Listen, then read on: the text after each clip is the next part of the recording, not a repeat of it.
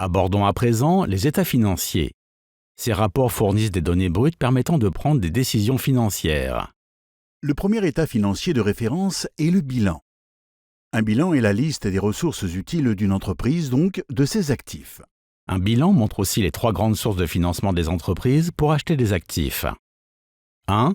Elles peuvent faire un emprunt.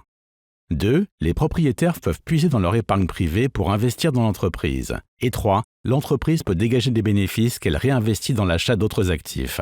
Le deuxième état financier de référence, c'est le compte de résultat.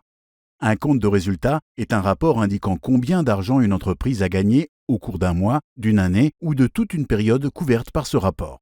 On dirait que les gens parlent toujours du compte de résultat des entreprises. Oui, les actualités économiques traitent souvent du résultat net d'une entreprise. Le troisième état financier de référence, c'est le tableau des flux de trésorerie. Je vais vous donner une astuce pour la terminologie comptable. En cas de doute, détachez les mots. Qu'est-ce qu'un tableau des flux de trésorerie? C'est un tableau des flux de trésorerie d'une entreprise.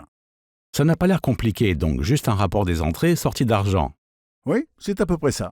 En bref, les 3 états financiers de référence sont le bilan, le compte de résultat et le tableau des flux de trésorerie. Et voilà. Lequel préfères-tu? Oh, ça c'est une question difficile. Je vais devoir y réfléchir un peu.